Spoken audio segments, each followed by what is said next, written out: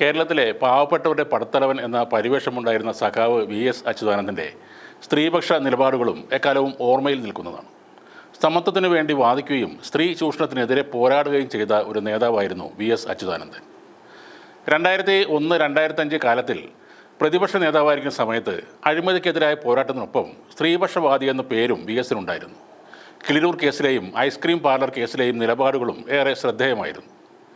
അലിഞ്ഞില്ലാതെ പോകുമായിരുന്ന ice cream parlour case എല്ലായ്പ്പോഴും കുത്തിപ്പൊക്കിയതും VS തന്നെയായിരുന്നു. കഴിവുകെട്ട ഭരണം നിലനിൽക്കുന്നിടത്തോളം നാട്ടിലെ അമ്മമാർക്കും പെൺമക്കൾക്കും രക്ഷയുണ്ടാകില്ലെന്ന് തുറന്നടിച്ച VS അച്യുതാനന്ദൻ പെരുമ്പാവൂർ ജിഷ കൊലപാതക കേസിനെ തെരഞ്ഞെടുപ്പിലെ ചർച്ചാ വിഷയമാക്കി.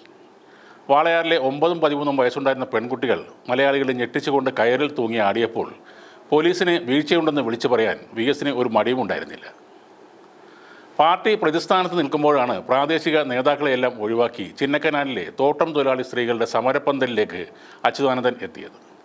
ബിഷപ്പ് ഫ്രാങ്കോക്കെതിരെ കന്യാസ്ത്രീ ഉന്നയിച്ച ലൈംഗിക പീഡന പരാതിയിൽ അന്വേഷണം ആവശ്യപ്പെട്ട് ആദ്യം രംഗത്ത് വന്നതും VS അച്യുതാനന്ദനായിരുന്നു. സ്ത്രീവിരുദ്ധതയും സവർണ മേധാവിത്വവും പറയുന്നവർക്കുള്ള ഇടത്താവളം അല്ല ഇടതുമുന്നണിയെന്ന് പറഞ്ഞുകൊണ്ട് ബാലകൃഷ്ണ പിള്ളക്കെതിരെ ആഞ്ഞടിച്ച ആളാണ് VS അച്യുതാനന്ദൻ. കേരളത്തിലെ ഏറെ വിവാദമായ സൂര്യനെല്ലി കേസിൽ ആ പെൺകുട്ടിയുടെ വീട്ടിലെത്തിയ VS കുടുംബത്തിന് 1 ലക്ഷം രൂപ കയ്യിൽ വെച്ച് കൊടുത്തിരുന്നു. ആ പണം വാങ്ങാൻ അവർ മടിച്ചപ്പോൾ ഇത് അവളുടെ മുത്തച്ഛൻ തരുന്നതാണ് എന്ന് കരുതിയാൽ മതി, ഇതിൻ്റെ പെൻഷൻ കാശ് സൂക്ഷിച്ച് വെച്ചതാണെന്ന് വളരെ ശബ്ദം കുറച്ച് അദ്ദേഹം പെൺകുട്ടിയുടെ അച്ഛനോട് പറഞ്ഞിരുന്നു. TP ചന്ദ്രശേഖരൻ കൊല്ലപ്പെട്ട ശേഷം ഭാര്യ KK രമയെ കാണാൻ VS അവരുടെ വീട്ടിലെത്തിയതും വലിയ വിവാദമായിരുന്നു. പ്രാണനിൽ പടർന്ന ഇരുട്ടിൽ നിസ്സഹായായിരുന്ന വേളയിൽ ആശ്വാസത്തിൻ്റെ കരസ്പർശമായിരുന്ന പ്രിയ സഖാവ്. അന്ത്യാഭിവാദ്യങ്ങൾ. ഇതാണ് KK രമ ഫേസ്ബുക്കിൽ ഇന്നലെ കുറിച്ചത്.